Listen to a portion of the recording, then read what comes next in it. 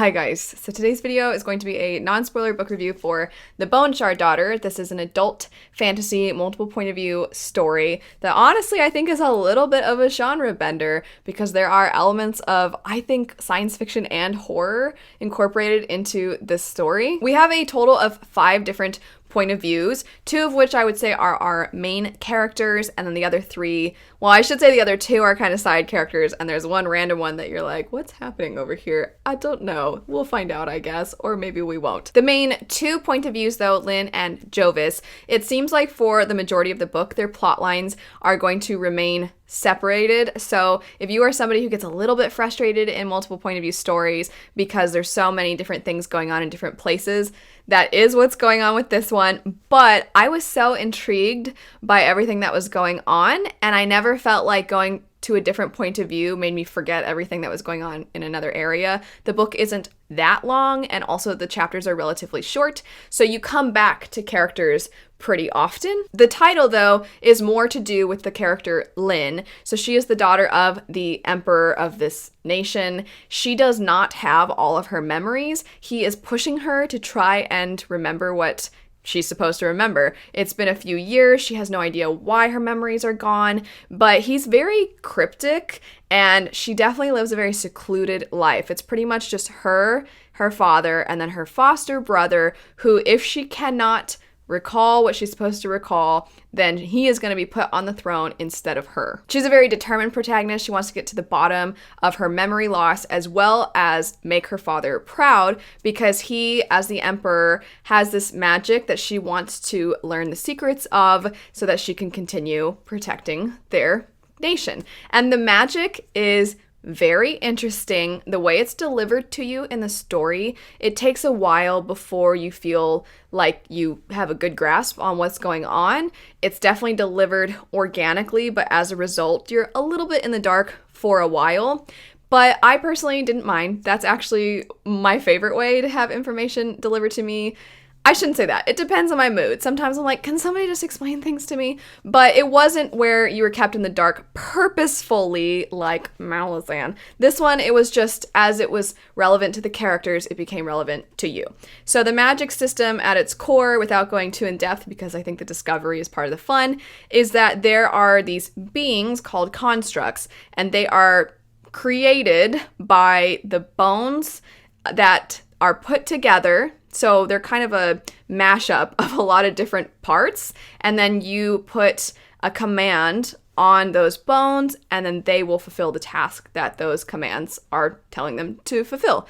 And there are some that are lower end where they're not as intelligent. They're maybe a little bit easier to trick. And then there are extremely intelligent ones that are advisors to the emperor. What's really interesting and a negative to this magic system is that it has an effect on the people that these bone shards have come from. So there's this shard sickness that can affect a person, and it starts small, but then it can be a bigger deal later, and it can actually cause a lot of harm.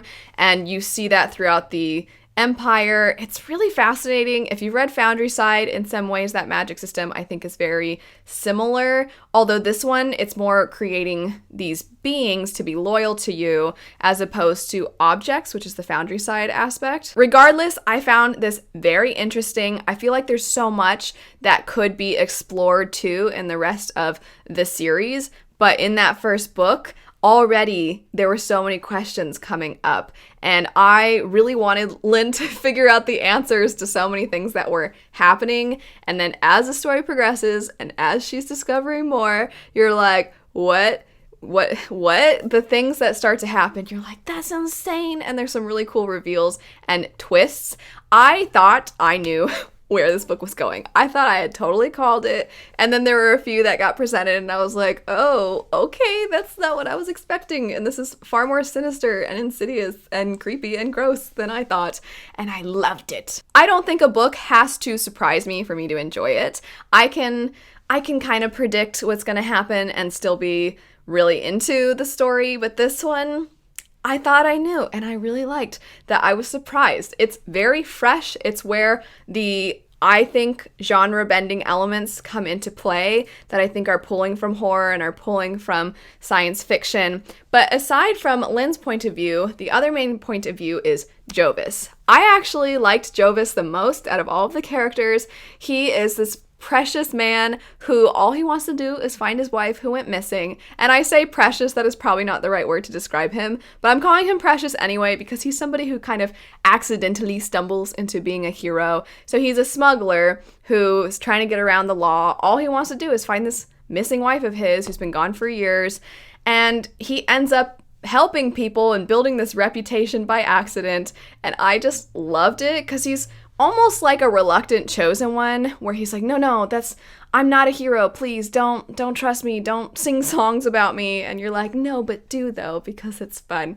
And he has an animal companion that is so cute. Oh my gosh. These plot lines obviously sound very different from one another. One of them sounds far more fantastical. The other is pretty lacking in fantasy elements, which I think helped because the aspects of the magic are so intricate and there's so much to it that this book could have easily become very dense and hard to keep track of, and the fact that there are other point of views coming into play. So I actually liked that it was kind of fantasy light with the other point of views, but there were aspects of the magic that you would see in this more open world over here with Jovis and the other characters, because, for example, Jovis would go to a new place, and when he first got there, they'd be like, state your goods. And the thing that's telling him to state his goods is a construct, and he has to try to figure out how to get around its low-level commands. And so you see those things throughout. And there's a lot to do with kind of a religious thing that's going on in the background, and there's kind of a lore that makes the whole thing feel like there's this looming dread where you're like, I don't know if our character should succeed because it might end up resulting in bad things later. And I love when there's that thing in the background that you're getting a smaller story in the first book, but you're like, I bet this is going to expand later. What I thought that the author did, it was a bold decision, it was a risky decision, but something I thought the author did and utilized well was with this random point of view and the two side characters that I haven't even talked about yet, they had those point of views in third person and then Jovis and Lynn in first person. That's pretty risky, I think. You already have 5 different point of views, and then 2 of them are first person and 3 of them are third person, but I thought it was clever because it really distinguished Jovis and Lynn's plot lines as kind of the main driving forces, and the other characters, it almost solidified that they were side characters for now, and that there's a more, especially that one that's off in the middle of nowhere, it's kind of a more mysterious vibe going on. I am full on admitting that I come across really stupid with the statement I'm about to say. I did not even notice at first that some of them were in first person and some of them were in third. That's how well I thought the author pulled this off. I liked it. I don't know if I normally do, but I thought it was done really well. The 2 other side characters are 2 women who come from different backgrounds, who are in love. One of them is involved with government, and then the other one was raised on the streets. And the one that was raised on the streets really wants to help the people, do what's right, make the world a better place, have people have a more fair life. And then the other character, she's a nice person. She cares about people, but she's not lived that experience, so she's somewhat naive. And I thought the author did a great job of tackling this particular thing of you can be a good person, but you could also do more. And I really liked seeing that within their relationship. It allowed the reader to see a particular situation from 2 different sides, and the characters, sometimes they have their own thoughts about, okay, well, how could they have expected me to do this, or how can they not see things this way? And as the reader, because it's third person and you have some distance a little bit, it allows you to focus more on this concept rather than zero in on these characters. I still liked the characters though, and I liked their relationship. I liked the questions that they were having to tackle. So I thought it was really well done. The downside to this book is, I think, the fact that these plot lines do feel pretty separate. I didn't mind, but I know that that's something a lot of people don't love in multiple point of view stories. The biggest con for me personally was the fact that Jovis, in being a smuggler and he's out on the sea and he's going from place to place, the fact that that is his means of transportation, the guy gets from point A to point B really fast. really fast, to the point where I'm like, how far apart are these places? They don't seem very far apart at all. And it could have just been that the passage of time was kind of skipped over, which is fine, but I just felt like, you know how there's the joke in Game of Thrones that forever and ever and ever and ever, it takes forever to get somewhere, and then all of a sudden people got from point A to point B really quickly in the last seasons. I felt like this character always got where he needed to be really quickly, and I don't know that I needed to spend time with him just on his boat, but it was more of just, I think I would have liked something to indicate that more time had passed whenever you would come back to his chapters, because like I said, the time between characters is short because the chapters are shorter. So you're never separated from your main characters for very long, but as a result, it makes it feel like you're picking up right where you left off when you're not really. So I think I would have liked a little bit of the passage of time being made clearer. There are some things going on with Jovis and his animal companion, and those things, I feel like he maybe needed more time to reflect on them a little bit, and because we didn't see that time of reflection, it felt like he was just, all right, I guess this is what's up now. It seemed like it happened kind of quickly.